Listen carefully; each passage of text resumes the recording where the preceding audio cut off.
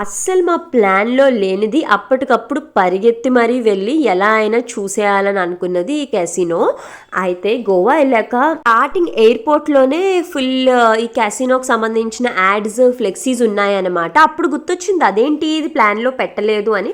సర్లే చూద్దాం టైం ఉంటే ప్లాన్ చేసుకుందాం అనుకున్నాము. ఈ క్యాసినో లోపలికి వెళ్ళాక నాకు అర్థమైంది ఏంటి అంటే డెఫినెట్‌గా అందరూ ఒకసారి ఈ ఎక్స్‌పీరియన్స్ అయితే చెయ్యాలి. ఎందుకో చెప్తాను. ముందు ఇదేంటంటే ఇది క్యాసినో ఆఫీస్ అనమాట. సో బేసిక్గా ఇక్కడ మనము టికెట్స్ తీసుకోవడం అండ్ అన్ని తీసుకున్న తర్వాత మనల్ని లీడర్ బోట్లో తీసుకొని వెళ్తారు. మీకు తెలిసిందే కదా క్యాసినోస్ ఎప్పుడు వాటర్ మీదే ఉండాలి, బయట ల్యాండ్ మీద ఉండకూడదు, అది రూల్ కాబట్టి. సో ఆబ్వియస్గా మధ్యలో ఉంటుంది ఎక్కడో.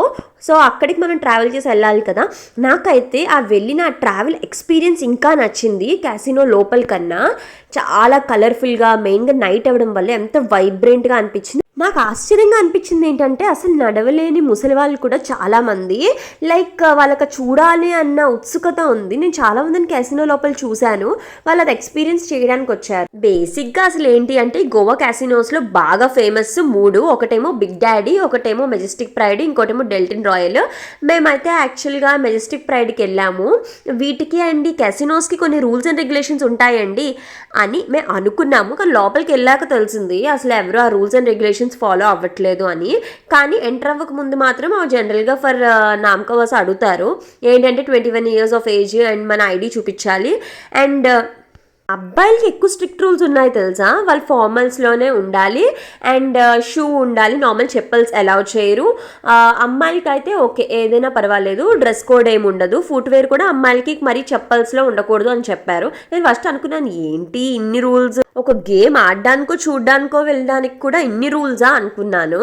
ఈ క్యాసినో యొక్క రూల్స్ అండ్ రెగ్యులేషన్స్, ఈ టికెట్ ఇన్ఫర్మేషన్ అండ్ డిస్కౌంట్స్ వీటి గురించి తెలుసుకోవడం కోసం ఆన్లైన్లో చూడండి, కానీ డైరెక్ట్గా వెళ్ళి అక్కడ ఆఫీస్లోనే టికెట్ తీసుకోండి. ఎందుకంటే బయట అయితేనే మీకు డిస్కౌంట్ వస్తుంది, ఆన్లైన్లో మీకు ఏ డిస్కౌంట్ రాదు. కానీ రూల్స్ అండ్ రెగ్యులేషన్స్ మాత్రం ముందే ఆన్లైన్లో చూసేసుకోండి. ఆన్లైన్లో చూడడం వల్ల అడ్వాంటేజ్ ఏంటంటే నాకేమనిపించింది అంటే ఈ క్యాసినోస్లో ప్లే ఏరియా ఉంటుంది అనమాట పిల్లలున్న వాళ్ళకి. సో ఆ ప్లే ఏరియా కొన్నిసార్లు ముందే ఫిల్అప్ అయిపోతుంది. సో మనం ఫోన్ చేసినప్పుడు ప్లే ఏరియా ఖాళీ లేదన్నప్పుడు మా క్యాసినో వదిలేసి ఇంకో ఆప్షన్ చూసుకోవచ్చు అనమాట. మాకైతే అలానే అయింది. ఫస్ట్ ఇంకోటి అనుకున్నాము, అది యాక్చువల్లీ దీనికన్నా కొంచెం బాగుంటుందని రివ్యూస్ చూస్తే అదేమో ప్లే ఏరియా ఫిల్అప్ అయిపోయింది అని అన్నారు. సో నార్మల్ అడల్ట్స్కి అయితే టికెట్స్ ఖాళీ ఉన్నాయి కానీ పిల్లలకి లేవు ప్లే ఏరియా అన్నారు. సో దాన్ని వదిలేసుకున్నాము, ఎందుకంటే తనకి ప్లే ఏరియా ఉండాలి, తనే కూడా ఎంటర్టైన్ అవ్వాలి కదా. పిల్లల్ని స్ట్రిక్ట్గా గేమ్ జోన్లోకి అయితే ఎంటర్ చేయరండి, అది యాక్చువల్లీ గుడ్ థింగే. వాళ్ళకి ఎలా చూసినా ఏమీ అర్థం కాదు. ఇన్ఫ్యాక్ట్ ఇందులో చాలా ఉంటాయి, అందులో చాలా మనకే అర్థం కావు, అంటే తెలిసిన వాళ్ళు కూడా ఉంటారులే, నాకైతే అన్ని తెలియవు హౌ ఇట్ వర్క్స్ అని కూడా. సో మేమైతే బోట్లో ఇలా క్యాసినో దగ్గరికి వెళ్ళిపోతాం. నాకు ఈ ఎక్స్పీరియన్స్ నిజంగా చాలా నచ్చింది. నైట్ టైమ్ అదే డే టైం అయి ఉంటే నాకు తెలిసి నాకు నచ్చుండకపోయి ఉండొచ్చు. యాక్చువల్గా గేమ్ జోన్ రికార్డ్ చేయకూడదు, నాకు ఆ విషయం తెలీదు. సో నేను ఒక చిన్నది రికార్డ్ చేసిన తర్వాత అప్పుడు పక్కనున్న సెక్యూరిటీ చెప్పారు రికార్డ్ చేయకూడదు అని. సో ఆ చిన్న క్లిప్పింగ్ మీకు చూపిస్తాను, ఉంది అనమాట.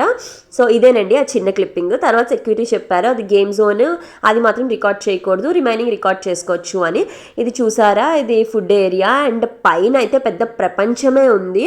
లైక్ ప్లే ఏరియా ఉంది పిల్లలకి అండ్ పైన చాలా ప్రోగ్రామ్స్ జరుగుతున్నాయి, performances, dance performances, singing performances. And food సంగతికి వస్తే వామ్మో ఎన్ని వెరైటీలు ఉన్నాయో లిటరల్లీ, కానీ ఏది బాగాలేదు ఐస్ క్రీమ్ తప్ప. నార్మల్గా క్యాసినోస్లో ఫుడ్ బాగోదని నేనైతే విన్నాను. మీరు ఎవరైనా ఎల్లుంటే మీ ఎక్స్పీరియన్స్ ఏంటో నాకు చెప్పండి, ఫుడ్ ఎలా ఉందో. సో ఇదేనండి ప్లే జోన్. తనే కొంచెం ఎంటర్టైన్ అయ్యాడు, స్టార్టింగ్లో పడుకుని పోయాడు, తర్వాత లేచిపోయాడు అనమాట. యాక్చువల్లీ ఇది ట్రిప్లో లాస్ట్ డే, ఆ రోజు ఈవినింగ్ మేము అప్పటికప్పుడు ప్లాన్ చేసుకొని వెళ్ళాము. అప్పటికే మేము ఫుల్లీ టయర్డ్ ఉన్నాం, తనే కూడా టయర్డ్ ఉన్నాడు.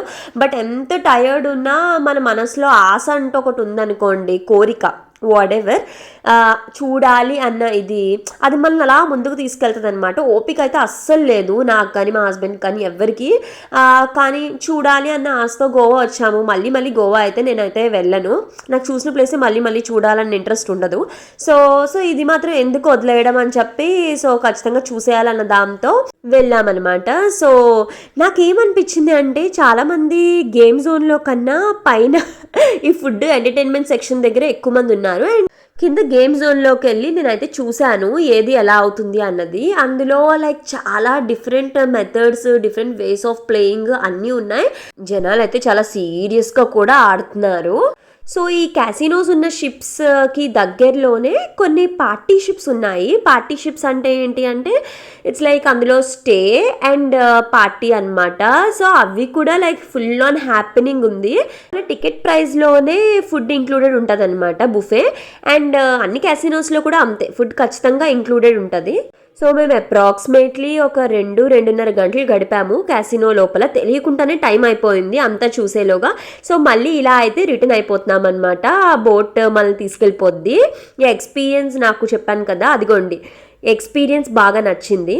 మీరు గోవాకి వెళ్ళినప్పుడు ఏ క్యాసినోకి వెళ్ళారు అండ్ అక్కడ మీ ఎక్స్పీరియన్స్ ఏంటో నాతో చెప్పండి కామెంట్ సెక్షన్లో. ఒకవేళ మీరు విజిట్ చేసి మా క్యాసినో ఎక్స్పీరియన్స్ అయితే మాత్రం ఇలా జరిగింది.